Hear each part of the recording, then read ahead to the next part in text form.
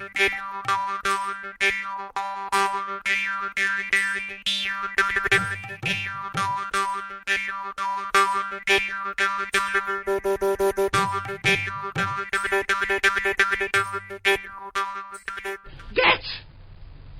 the comfy chair! Welcome to this episode of The Good, The Bad and the Odd with your hosts, Mark and Sam. Hi, Sam. Hello. So, comfy chair today. We haven't done one of these since April. It's been a while. But we're going to do something else too. We're going to talk about E3 because it's your jam, isn't it, E3? Yeah. I know a little about it. The very few games I'm interested in, but take it. I'll tell you what. Take it away. Tell us what's been happening in E3. Okay. Should we explain what E3 is actually? Because E3 is the Electronic Entertainment Expo.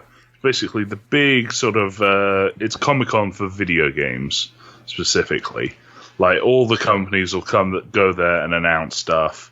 There's usually these big floor shows and big presentations that they put on, and you get generally the big three. So your Sony, Microsoft, and Nintendo. That said, Sony didn't show up this year, and you get a sort of smattering of the bigger developers that don't have their own tech. So like they're running other stuff. So you get your EA, your Bethesda, Origin, your Square Enix. Okay. Ubisoft, that sort of thing. Yeah. So, at this year's E3, we had... I'll start off with roughly in chronological order, because I can't remember for the most part. We had the EA announcement, where it was mostly the same roster, FIFA, Madden, Battlefield. We did get to see some cool stuff from Star Wars Jedi Fallen Order. It looks like a cool game, doesn't it? Yeah, it looked really fun. The bits I saw kind of remind me of Force Unleashed 2, but properly upgraded, kind of thing. Yeah, that was a weird thing because it just I can't remember if EA actually did Force Unleashed, like one of their sub companies, but yeah, it just it was a lot like that. Also, there was Apex Legends Season 2. Yeah, I could talk a little about this. Yeah, but we'll new go legend and an implied raid mode, somewhat. So. Oh, I didn't know about that. Okay, so the very end of the trailer, we see like a bunch of small animals and one large eye, and people. Oh think yeah, there was an eye, wasn't there? Yeah. Yeah, people think that may be some sort of either raid mode or they're putting like just general enemies on the map. So okay, I'll tell you what, we can come back to Apex because I've actually got Apex to talk about on my comfy chair. Okay. So we can roll in the Season 2 stuff as well and that bit, right? Yeah, Fallen Order is one I'm looking forward to, though. The Star Wars game looks very cool to me. Apparently, plays a bit like... It's got a similar vibe as something like Arkham Asylum and Spider-Man. It's very reminiscent of the Arkham games or like Assassin's Creed, that sort of thing. Sounds cool. With Jedis, right? Yeah. So it's going to be single player for the sound of it. Yeah, from what we know, it's entirely single player. Right, cool. So yeah. What else is that? Next, I believe it was Ubisoft, I think. So yeah, they announced a couple of things. A new Ghost Recon. I want to talk about this. Yes, carry on. Yeah, with John Barenthal. And it's like... It seems to be another open world one. It's called Contracts, isn't it, or something? No, it's called Ghost Recon Breakpoint. I don't know what I'm thinking of then, because I saw something called Ghost Recon Contracts. Okay, I think we may have been looking at different stuff. Okay. Well, I know about Contracts, but I didn't even know about the other one. Tell us about the other one. Okay, so it seems to be a general, like, open world sort of thing. So I'm looking at this Ghost Recon Contract. So Ghost Recon Sniper Ghost Warrior Contracts. That's another game. Okay, right. So yeah, that's Ghost Recon. It seems to be some sort of semi-post-apocalypse. Oh, like, aren't they? It's just sort of like it's not like nuclear wasteland. It's like the government doesn't really run anymore. Right, these ghosts. Not that the government runs very well in the first place, but it's like anarchy sort of thing. It sounds a bit like The Division. Yeah, a bit. Which is, if I remember correctly, that's also these guys too. Yeah, I was playing The Division today actually because it's free to play for 4 days or something. Yeah. So I gave it a go. It was all right. Division 2, I should say. It was all right. It was all right. It reminded me of Gears of War, but updated. Yeah, that's pretty accurate. They also announced Watch Dogs Legion. That's London, right? Yeah, based in London. Oh, I'm going to have to look at this. Okay, a few great things. There's no main character. You have to recruit people, and then you sort of switch between all of them. Okay. And they're all supposed to have their own personalities. Second thing is, you can recruit very old women, and it's hilarious. Old ladies. It's hilarious to see these old women in gunfights. Nice. Yeah. Old Cockney ladies, presumably. Yeah. Wow. there seems to be some sort of like AI called Bagley that's helping run it, and Bagley informs this old woman that another character has died. And she's like, "God damn it, Bagley, show some respect." It's like, wow. What else did they announce? Sorry, what was that called? That was Watch Dogs Legion. Watch Dogs Legion. Okay. Yeah. They announced a few new little bits. Rainbow Six Siege, For Honor. And they announced it was a cool looking trailer, but it doesn't really tell me what the game's like. For a game called Gods and Monsters, it looked very Greek mythology themed, but like I say, it told me nothing. So I did see one weird report of this guy's top 5 favourite moments from E3, and it did make me laugh. Apparently, in the what's the little plumbers called? I've forgotten. The Mario Brothers? No, Mario Brothers. Apparently, there's a jelly-based version of one of the brothers, and it's called Guigi. Yep, that got announced. That was Nintendo's. That was the last show thing. Yeah, so I was going to cover that later.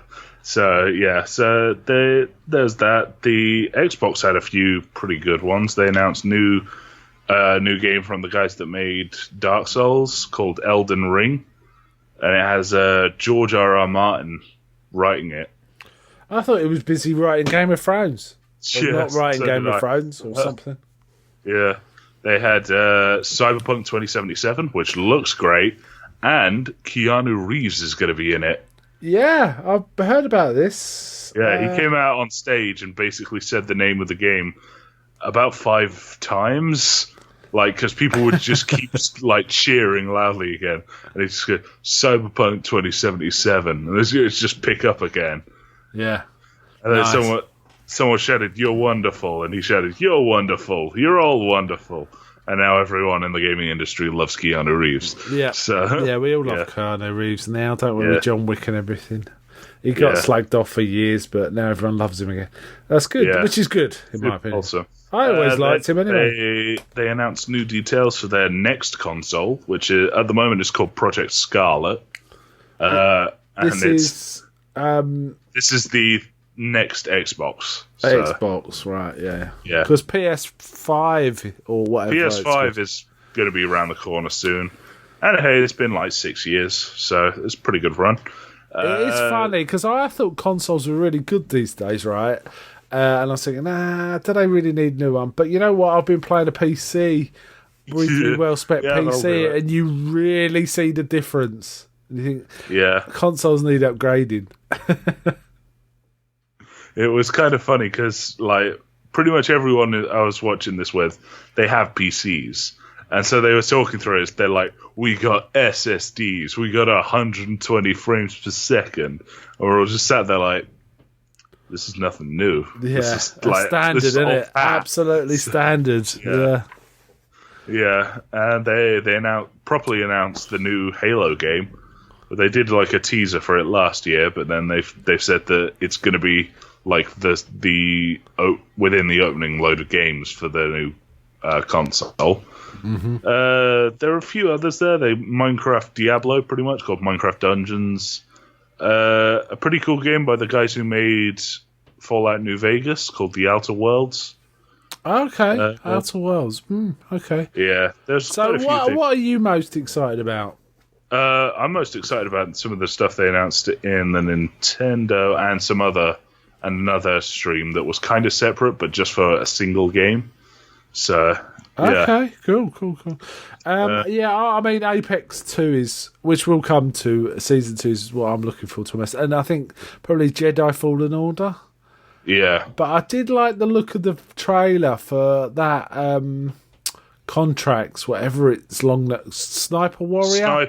Sniper Ghost Warrior Contracts. That looked pretty cool. In fact, it looked so cool that I had looked on the game, which is from 2017, so it's a bit old now, called Sniper... what's it? Sniper Ghost Warrior 3, I think it's... 3, yeah. And it's on sale, so I bought it for £7 or something. Yeah. If you buy the game, just the game, it was like £20. But if you buy Season 3 pass, includes the game and all sorts of other stuff, and it was £7. So I bought that. It looked pretty cool, and I'll give that a go soon. Yeah. Okay, cool. So E3 sounded pretty solid. I'm still talking about it. Okay. There's still like 3 more shows to go. They're still going, is it? Well, no. I still have 3 more shows to talk about. Carry on then. Carry on. Yeah. So there was also Bethesda's, where they showed off Doom Eternal, the next game. What's that? Is that a multiplayer or something? No, it's the next story game. Doom. It's carrying on from where the last one ended up, with the robot betraying you and randomly launching you off into space. Right. I'll tell you what I think of Doom though. Right? Yeah. Doom is a great game, but I can't deal with more than about half an hour to 40 minutes of it. Okay. It's the perfect game if you've only got half an hour to play and you want to cram a lot in. But in terms of playing it for a few hours, I find it too exhausting. Okay. It's so intense. Yeah, they've added a bunch of stuff that might make it worse for you. He's got a shoulder-mounted flamethrower / grenade launcher. Nice. The super shotgun has a grappling hook attached, so you can pull yourself towards people. There's also some other stuff. They also showed off some of Wolfenstein Youngblood, which is the next Wolfenstein game, following BJ Blazkowicz's twin daughters. Oh, wow. As they're looking for their dad, who's disappeared in... I can't remember if it's America or wherever. But, yeah, they're looking for their dad. Yeah. They also, weirdly, showed off Commander Keen. Oh, my God, that's so old. Yeah, they've got a new Commander Keen game for iOS and Android. That's so weird. Yeah. They could port one of the old games to iOS and Android. Oh, they've probably already done that. Okay, what was next? Square Enix, the only real major announcement there was the date release for Final Fantasy VII Remake, which looks amazing. They showed off about 10 or so minutes of it, and it just looks great. And a Avengers game. Avengers? Flat out Avengers. Whoa. So it's not like the movie, but it is the Marvel characters. So it's not using the movie's likenesses, rather. Right. So it's its own thing. Okay, and on to Nintendo. 2 new Smash characters. The hero from Dragon Quest, and Banjo from Banjo-Kazooie. Weird. Yeah, but everyone's been they've been holding their breath for Banjo for years. Both the previous 2 of the previous games, everyone was like, put Banjo in now, please. And now he's in it. And if you go on YouTube, everyone goes nuts for it. Everyone, the reaction videos, everyone's jumping up and down. It's definitely one of the big ones, isn't it? It's a bit like Half-Life 3 as well, and Doom for the longest time as well, right? Okay, yeah. And new Animal Crossing, which is kind of cool. Luigi's Mansion 3, which is what you were talking about with the Luigi. Yeah. Luigi's Mansion's kind of a weird one because it's Ghostbusters. I'm not joking. Luigi gets like this thing called the I can't remember what it's called. It's called the good. It's something like, it's a pun on vacuum cleaners, but yeah, you go around fighting ghosts, and Gooigi's going to be like a helper. So is it like Ghostbusters? Yeah, pretty much. Okay. And the very last thing they showed was a trailer for a sequel to Breath of the Wild, which is the big Legend of Zelda game. Oh, okay. Yeah. So yeah, it looked really interesting. Nice. No one knows what's going on in it though. Everyone's like, is it this thing? Is it this thing? Could it be this? Yeah, it's like so great. It was a pretty okay E3 as far as things go. Yeah. Nothing. It was only really the Nintendo stuff that kind of interested me by the end of it. So yeah. Right. Cool. Wow. So that's E3. Yeah. Wow. Sounds like there's plenty going on then. I never follow E3. Do you watch it live? Yeah, most of the time. Devolver Digital had their regular show, which for the past few years has had like an ongoing story where the host like starts to go nuts and starts murdering people. Nice. They pre-record it and like just play it live for stuff. Okay. So the host is like announcing stuff and is like, it starts off like quite formal, but by the end of it, she's like screaming, like it's like honestly like starts to get kind of Lynchian. Like there's just flashing lights. She's screaming. There's like stuff going wrong. In this current one, she got murdered in the last one and turned into like RoboCop. I'm not joking. Weird. And in this one, they did it. The entire thing was framed as in her head, so like she just randomly think up stuff, and it would just appear. And then it ended with a Terminator joke. And a thumbs up or something? No. It was like she whoever was taking over the hosting job, like kept approaching her and was like, "You're going to be stuck here forever," and walks off. And then there was like a bit of a roll of credits, and then it like comes back in like 50 years later, and then someone runs in and like they're holding like familiar weapons from Terminator, and they just go, "Come with me if you want to live." And it's like, nice. What? That's another thing. Terminator got like 5 announcements. What do you mean? Like, not the movie, like special things like in games, like think like the Predator thing in Ghost Recon a while ago. Yeah, stuff like that. Okay. Like Gears of War, I think it was. Yeah, Terminator things. Yeah. It's weird. Weird, right. Wasn't there quite a good Terminator game a way back? Or am I dreaming? Where there was vehicles. Oh, never mind. Anyway, doesn't matter. Right, okay, so E3. Right, okay. Tell you what, should we get on with our comfy chair now? Okay, so let's start with the bad or odd one. What's your pick this week? Okay, my pick is Dragon Ball Evolution. Now, there have been bad films. There have been bad films made of beloved franchises. There's been only one film that I know of that is so bad that it brought a franchise back out of death out of spite from the creator. And that film is Dragon Ball Evolution. Wow, was it? You watched it? Yeah, obviously. We watched it. Okay. It's an adaptation of like the very famous and like quite long running Dragon Ball series from Akira Toriyama. Now, it ditches almost all of the elements, the fantasy, the like mysticism, and makes it so Goku is a high schooler who gets bullied for most of it, and then sort of fights a guy called Piccolo at the end of it. So what is this, some sort of Bizarro reboot then?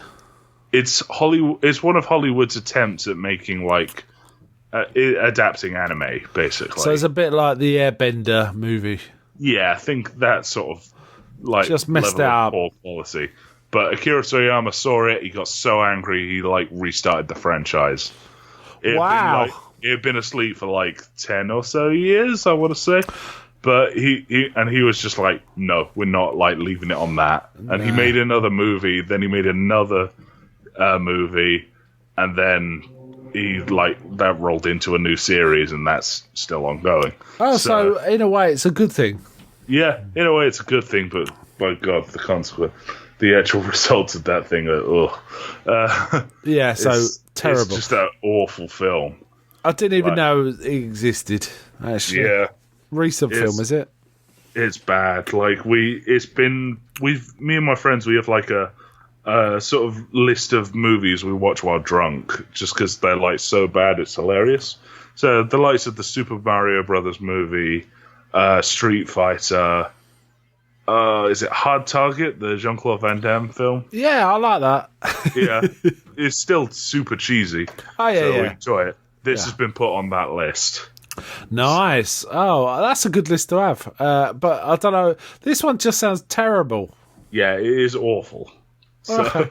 Fair enough. If you enjoy it, it's funny to watch. Get something out of it. That's good, I suppose. Okay, cool. I'll do my one. I didn't actually watch any bad. I haven't watched any bad movies or TV shows since our last recording. Bizarrely, I was scratching around for this, so I came up with an old one instead. There were some elements in it that were pretty bad, but it was kind of cool. And that is, I watched the Stephen King based story miniseries called The Langoliers. Oh boy. Which is gets criticised as being terrible, but I actually quite like it.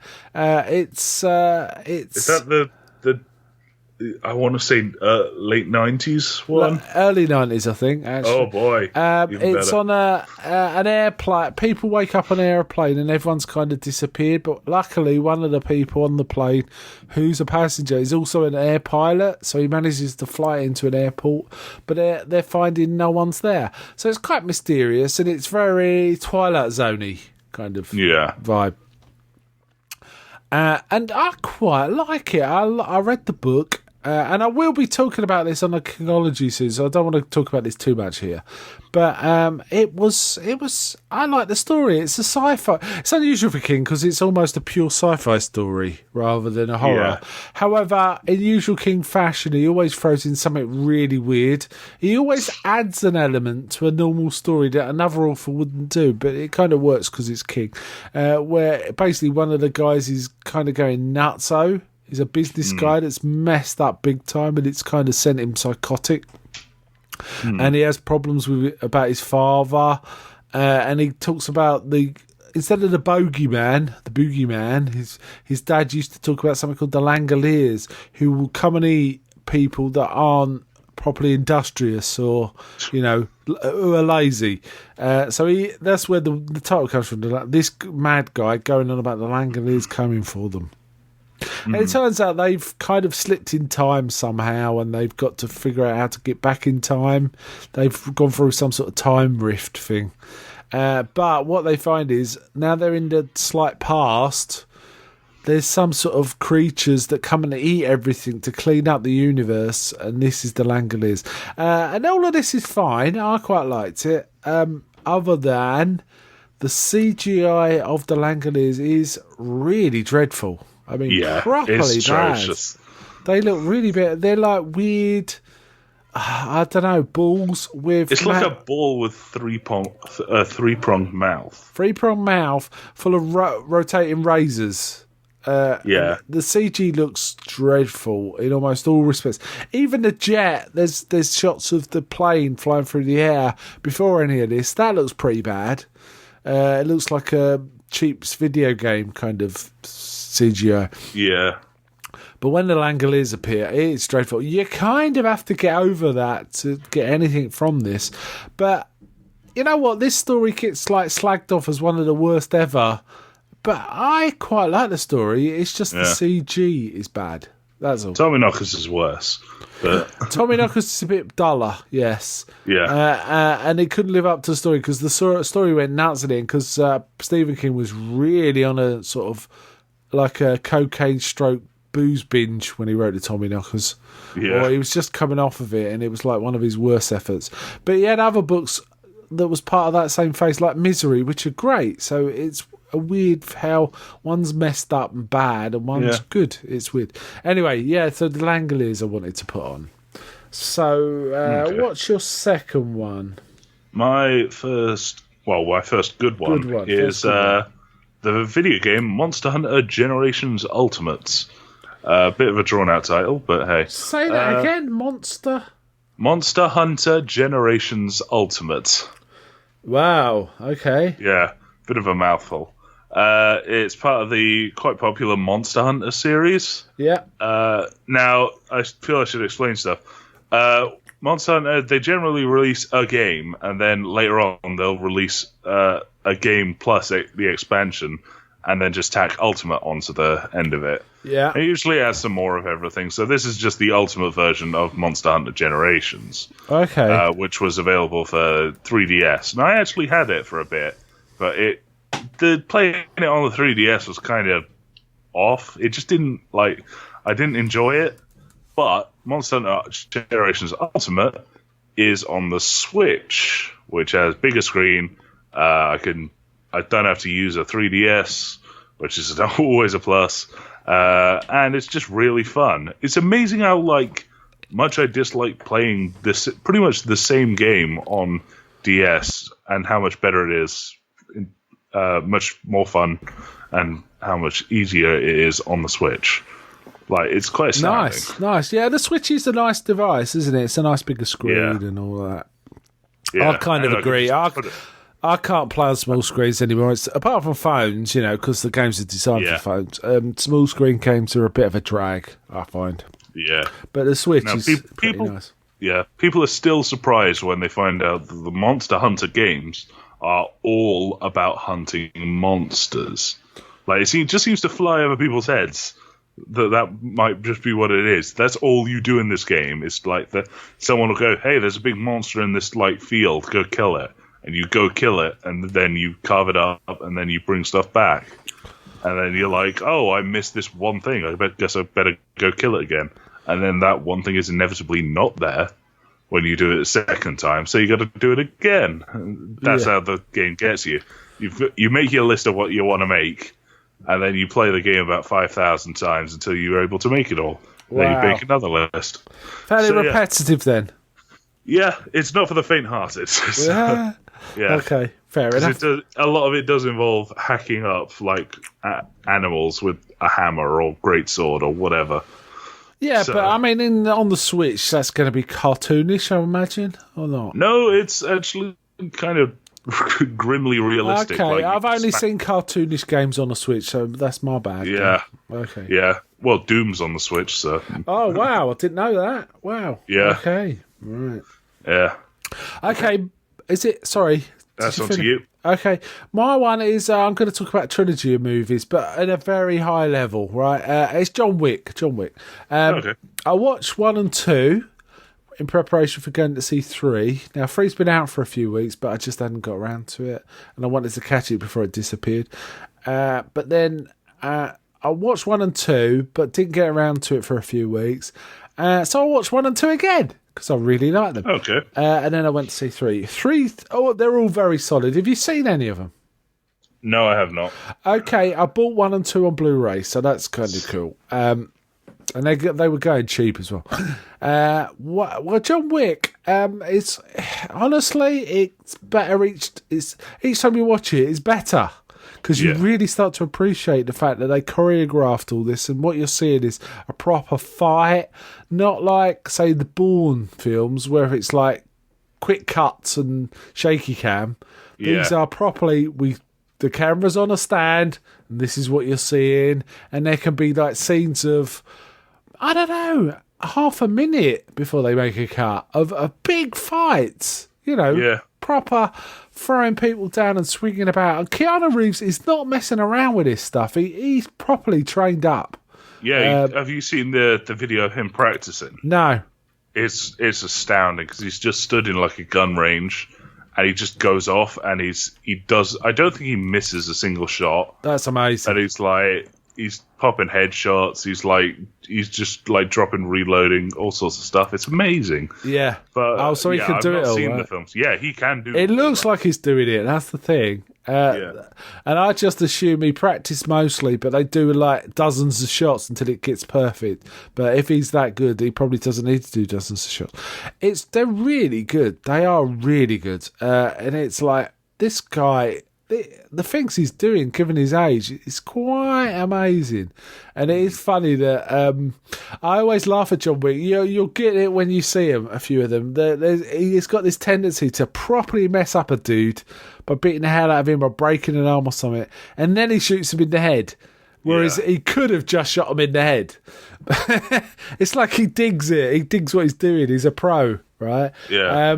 So I thoroughly recommend all three. They're uniform quality. They're not quite the same tone, but very similar.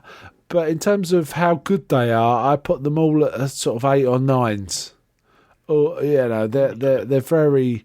I really like the first one best, I think. But I will be getting 3, which is Parabellum, when it comes out on Blu-ray for sure. And it was a bit more mystical, and there was definitely more elements of sort of from both sort of samurai movies and spaghetti westerns. There was elements of those in it. There was definitely riffs on The Good, the Bad, and the Ugly, for example. I definitely saw a few callbacks to that.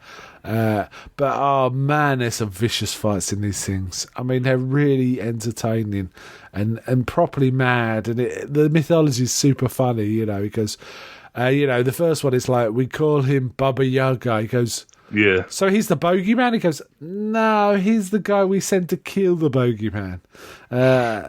So, when they know John Wick's involved. And I'm not going to spoil it, but there are elements in 3 which are super funny, but in that some of the people he has to meet and fight are kind of John Wick fanboys. They've heard of him, and they're kind of impressed. And they say, no, I'm a big fan, things like that. And he then beats the hell out of them or whatever, or gets into a massive fight with them.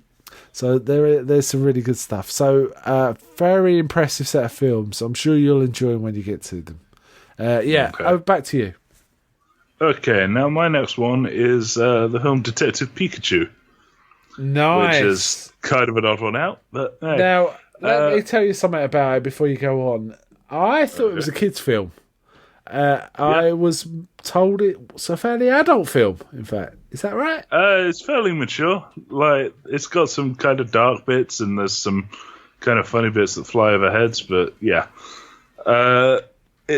What it's about is this guy receives a message that his father has gone missing in this place called Rhyme City. Okay. His father was like a detective. So when he gets there, however, in his father's apartment, there's a Pikachu that he can understand. And he's not sure why. Like, he can hear it talking, but everyone else just hears, like, Pika Pika. But to him, it sounds like Ryan Reynolds. So, I'm not joking. They end up, like, basically chasing after the mystery of what happened to the guy's dad. And this weird stuff, I think they called it Chemical R or something, that would like supercharge Pokemon but make them go feral. Right. And it was quite cool because they kind of they were able to put like human-like emotions into a Pokemon, and it didn't look creepy. Like, if you've seen the new Sonic trailer, that's what I tend to default to, is it just looks weird because they've like mocapped it and it doesn't really match up in the same way. Yeah, I see. But for Detective Pikachu, they like had it just sort of works. They've made it work with what they have. They've not like tried to force it to mocap or something like that. Yeah, I mean, the bits of CGI I've seen of it looks pretty good. Yeah. And also, there's some really funny, dumb jokes, like how Detective Pikachu's a coffee addict. So it's like, I can stop anytime I want. Black as night, extra sugars, please, to the, waitress. So it's got a coffee addiction. Right? Yeah.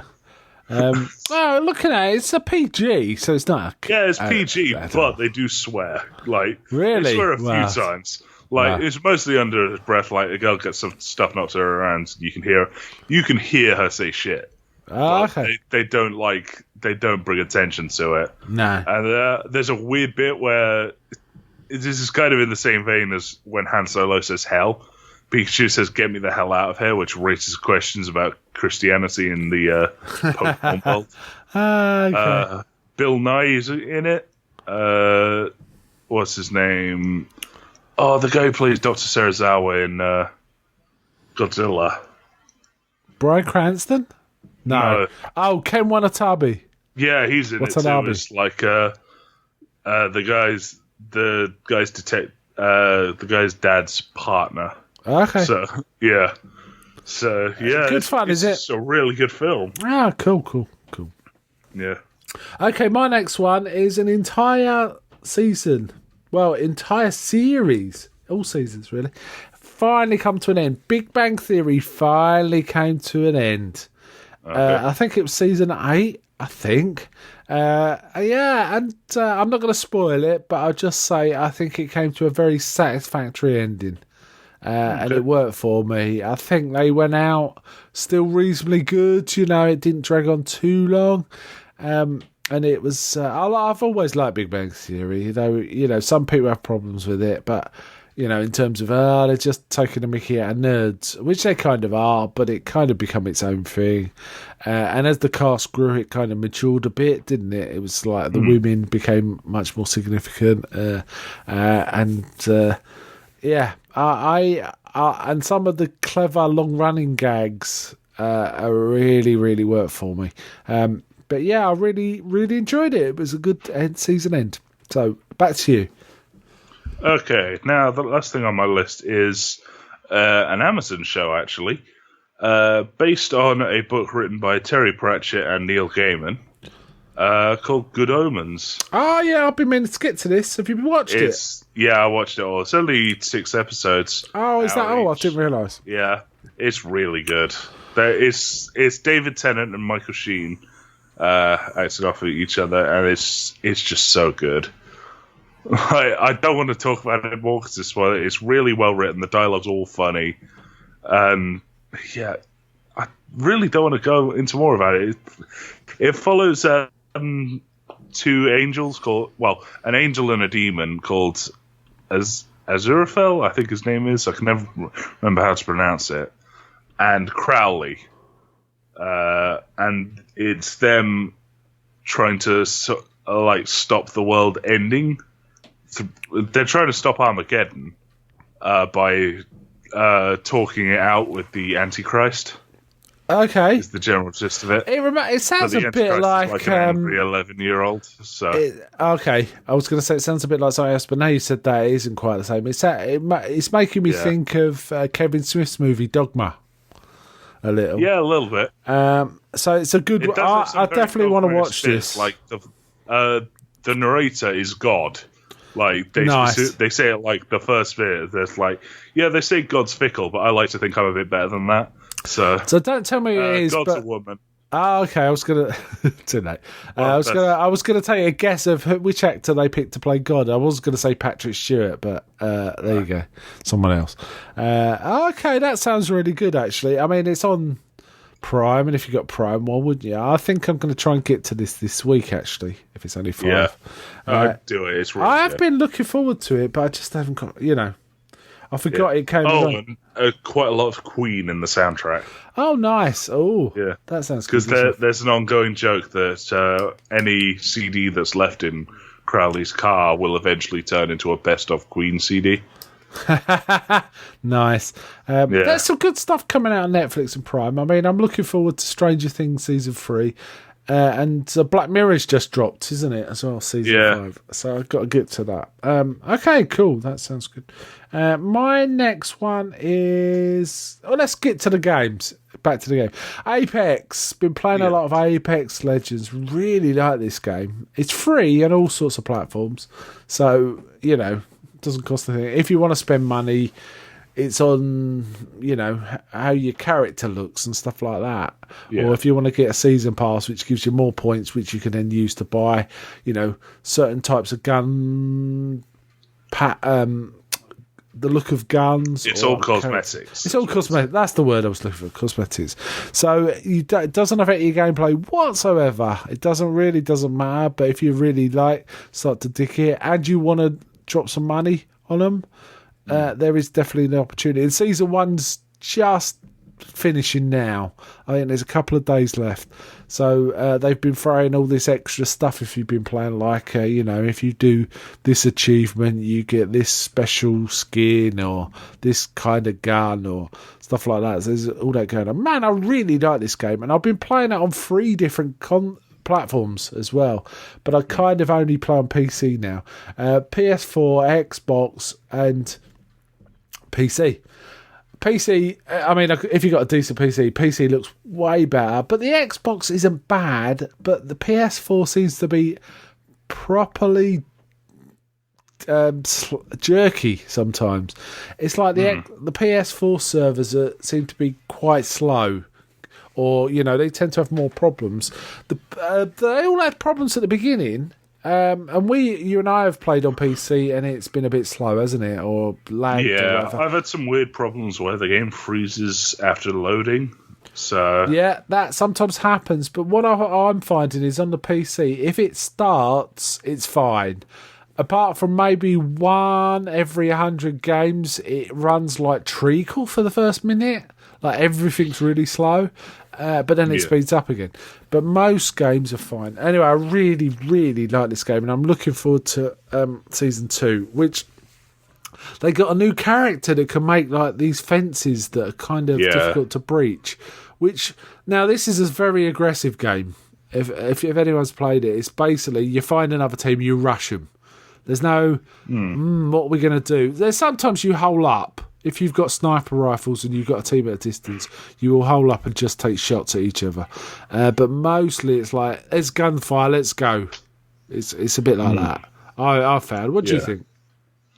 Yeah, you just got it. I prefer to play for avoiding people until the last ring size. The thing is, the problem with that is you're basically rusty by the time you actually engage, because you're not used to shooting, that's all. But I've got the best stuff, so... Okay, that's true. That could be true. I prefer to get Aggie right at the beginning and right at the end.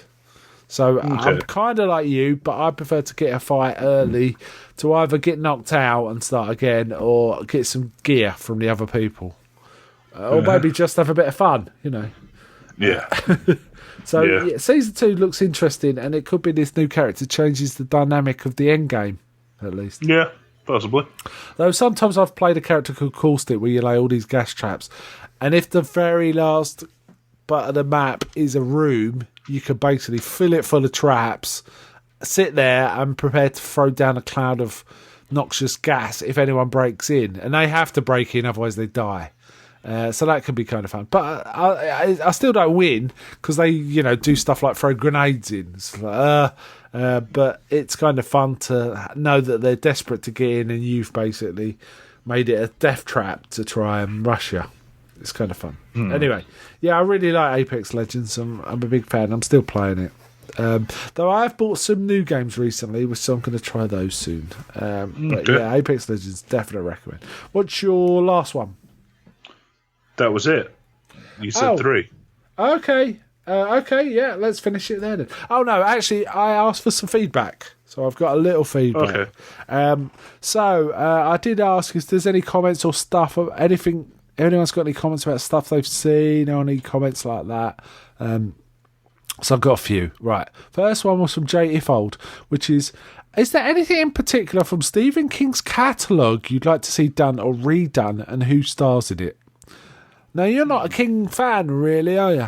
No, I'm not a big reader of his work. I tend to watch the stuff mainly because a lot of the adaptations are bad. So, shall I answer this from my point of view? Then? I'd quite like to see a film of a story he wrote under the pen name Richard Bachman called The Long Walk. Okay. It's kind of an interesting one. He wrote it very early, and it's kind of very dystopian. It's basically a bit like Hunger Games, but it's written well long before Hunger Games, or Battle Royale or whatever. Essentially, in the future, there's a competition where kids between the ages of 16 and 20 or whatever can either volunteer or they get picked by a lot to take part in a contest called the Long Walk, where essentially they walk. And if they stop walking or drop speed, they get a penalty point. If they walk well for an hour, the penalty point gets removed, right? Yeah. And the point is, if you get 3 penalties, you get shot dead. That's it. So it's these guys, and it's only males, it's only lads, and they have to keep walking until there's one left. That's it. So it goes over days and days, this, but all they've got is walking and talking to each other. So I'm not sure it'll work as a film, but apparently there is one in production, or, pre-production now. So I don't know how you do it, but... Yeah, that sounds like kind of not very adaptable. But sounds like you might make an okay, game if you're trying to... Like how, I don't think I Have No Mouth and I Must Scream would make a very good movie, because it's kind of a simple story. Yeah. But it makes a great point-and-click adventure. Right. So. Yeah, maybe. Well, this is an interesting one, because in the book, it's kind of, the guys talk to each other because they've got nothing else to do. So there's a bit of, they're talking about memories. So you'd have to do flashbacks and stuff, I guess, to each contestant. So in a way, it would make it probably more a TV show, miniseries, than a film, maybe. Because you get the backstory of each of the characters and why they're there, and, and there's stuff like that. And there's one guy there that turns up in the worst possible shoes. Someone's thinking, why is he wearing those shoes? He knows he's never going to last with that.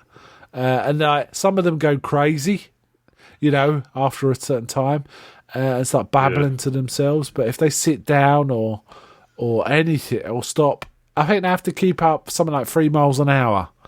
And they get and so what they do is that some of them just stop for a few minutes, get 2 warnings, or 3, I can't remember, one less than the final one, and then walk it off through 2 or 3 hours, just so they can have a bit of a rest. Stuff like that.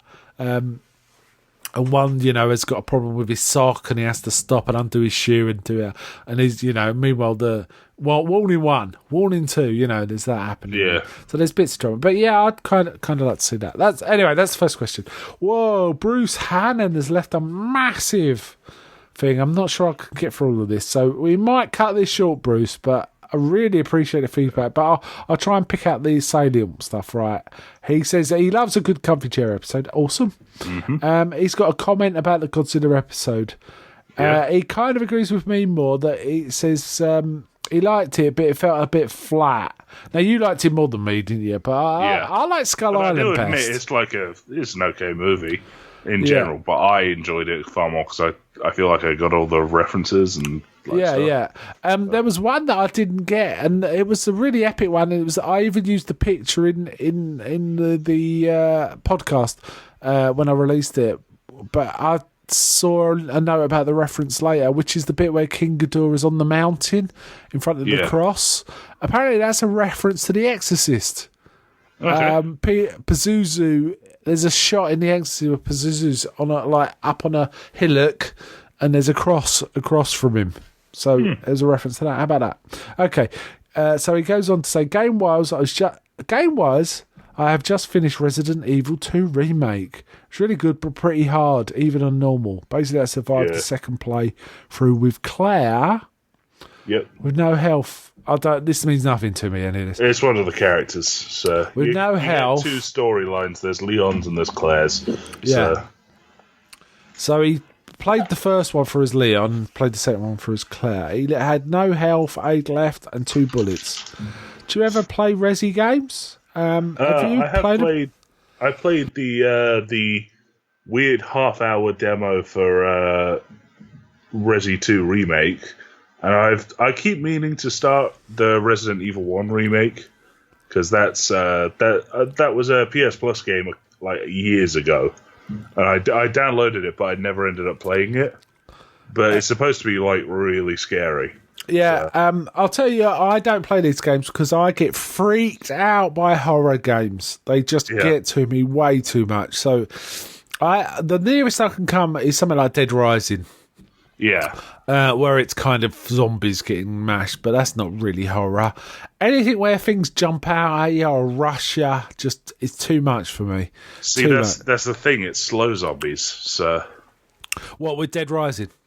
With Resident Evil. Is it? Yeah, but they kind of creepy. With the intermittent like zombie dog that could run at you. Or like a giant snake or spider sort of thing. Okay, but they creep me out. I've tried them and I do not like them. The nearest I think I could come to a game which I could just about be okay with, which reminds me of Resident Evil, is probably one called Dead Island. Which is similar, but no, I've never played any Resident Evils in any sort of length at all. Okay. And then he goes on to say he also then picked up Diablo 3 after hearing both of us talk about it. But he says he's enjoying it. Yeah. He also says, on the gaming front, I know you're a fan, but how good does the new Borderlands 3 trailer look? Yeah, it looks really good. It looks great. Yeah, we can't wait for that. And he says, I can't wait for that. That's something I forgot to mention. They're releasing DLC for Borderlands 2. What, more? Yeah, as a bridge between part number 2 and number 3. It's free. So okay, that's cool. Yeah. And then he said, also this week, the trailer for the remastered Ghostbusters 2009 game came out. Love the original version. Can't wait for that to hit. Didn't play the original, so don't know. I know it had all the original actors in it. So, and it was functionally, from what I've read, it used the script that they were going to use for Ghostbusters 3. So okay. And then he says, talking of topical things, he says Mackenzie Crook is set to play Wurzel Gummidge in a new series. Now, you don't know Wurzel Gummidge, I'm guessing. Nope. I mean, you might know the name, but yeah, that's a weird one. So. Yeah, it was John Pertwee used to do it. It was like his big famous role. I've seen one episode and Wurzel got his head punched off. His head was always coming off. I'm sure they used that whole thing in Red Dwarf with Crichton's head, but Wurzel Gummidge had several different heads and, we put them on. I thought the original series was all right. He's asking about that. Another good series that starts on Channel 4 next week is Year of the Rabbit with Matt Berry. He's a Victorian London detective. Now, I like Matt Berry. Yeah. And I started watching him. They've just started putting on BBC the TV version of What We Do in the Shadows, and he's in that. Oh, man. And it's the first few were okay. They weren't hilarious, but it seems to be improving. But the characters are very good, so it's watchable from that point of view. It's just not like laugh out loud at the minute. But Matt Berry's one of them, and he does make me laugh. Some of the stuff he comes out with, because he's really not in tune with humans, so he says inappropriate things. That's kind of funny. He says, I like Matt Berry in the IT Crowd and Toast to London. It's probably something you don't cover that often, but do you watch things like Peep Show, IT Crowd, Upstart Crow, or Game On, Men Behaving Badly, etc.? Well, we definitely watched IT Crowd, haven't we? Yeah, we've both watched IT Crowd. I think we might have covered it at some point. Yeah. Peep Show I like. Have you seen Peep Show? No, I've not seen Peep Show at all. Yeah, that's... I know it's Mitchell and Webb. Mitchell Webb, yeah. There's some really, really funny episodes of that. Upstart Crow I've not seen, but Game On, yeah, I've definitely seen. And Men Behaving Badly I've seen. They would a bit before your time. So I mean, Bottom we've seen, right? We both seen Bottom. So there's some from the 90s we've seen. Yeah. So anyway, that's it for now. Keep up the great work. How about that? No. So, we got another one here from Philip Green. Have you ever watched Fire and Ice, an animated fantasy film from the 80s? Have you heard of that one? No, I have not. This is from Philip Green. When I read this, I thought, yeah, I have seen that, but I got completely confused with this weird movie that was like an Italian sword and sorcery, Conan rip-off kind of thing. But it was kind of classy. This looks good. This looks really good. Well, it's got, I think, so I'll get on to what he says about it in a minute. But I had it confused with something that was actually called Hearts and Armour. So, completely wrong. Anyway, I think it's an underrated little gem they are rumoured to be making a live-action version of with the director of Sin City, so Rodriguez, I guess. And I recently watched The Predator with the... Hold on, before we get to that, let's go back to Fire Ice. So it looks good, do you reckon? Yeah. Yeah, it's Ralph Bakshi animating, and art by Frank Frazetta. Oh, wow, that sounds great. Yeah. This looks really good. Okay, well, we might give that a go. Thanks for that, Philip. It's a rotoscoped animated film. Oh, okay, so like Lord of the Rings kind of thing. Yeah, because that was Bashki, wasn't it? Yeah, for reference audience, we're talking about this weird animated Lord of the Rings film, not like the Peter Jackson That films. was the 70s one Ralph Bakshi produced, which was basically the Fellowship of the Ring and half of the Two Towers. Yeah. If you want, you can watch the Rankin Bass Return of the King to top it off. No, I don't think so. Weird. It's a musical. It has such songs as Where There's a Whip, There's a Way. Nice. And the Witch King sounds like Skeletor. So nice. Okay, all right, okay. And then it goes on to say, I recently watched The Predator. Apart from the ending, I didn't think it was that bad. He liked the cast and the effects were good, well worth a watch, and I've seen worse. Great show, guys. I really look forward to each episode. Big thumbs up from South Wales. Well, thank you, Philip. That's very kind. Thank you. No, I wouldn't mind giving The Predator a go, actually. I really haven't bothered because everyone sort of bad-mouthed it. But it is amazing sometimes, things that get a bad rap. When you watch them, it's like, this is all right. Like Venom. Venom got trashed. Quite liked Venom it. It was absolutely fun. Destroyed. It was a fun film. Yeah. I'm of the mind that Alien vs Predator, the first one, is a pretty good film. Oh, I like it. Just because it's so cheesy and it's literally just fights, and the film is called Alien vs Predator. Yeah. So it was like in the same vein as Freddy vs Jason, right? It was just basically just a slugfest. Yeah, a slugfest, like the old Universals kind of thing. Yeah. Yeah, all right, I might give The Predator a go too. So we've got a few suggestions there, quite cool. Fire and Ice and Predator. The Predator, I should say. So that's it. That's the feedback I got. Yeah, so some good stuff there. Thanks, Jay. Thanks, Bruce. Thanks, Philip, for that. So, okay, we'll wind it up there. We'll do another Comfy Chair in a few months, I think. So, okay, so that's it. So, bye from me. Bye.